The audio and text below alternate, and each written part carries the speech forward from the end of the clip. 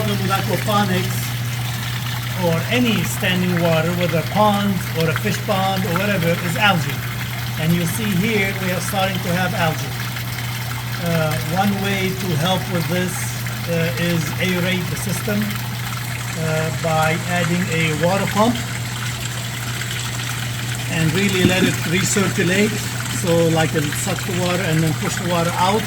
But this has an addition, this pump has an addition of a air siphon that will suck air and add it to the water.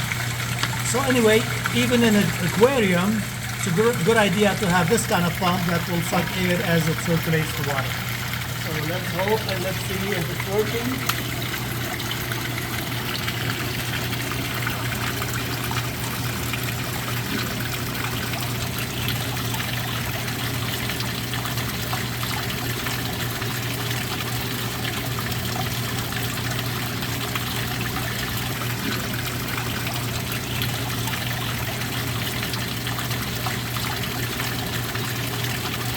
Okay.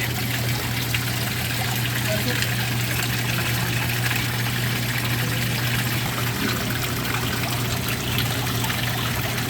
Of course, immediate response is that it shook all that debris that settled at the bottom.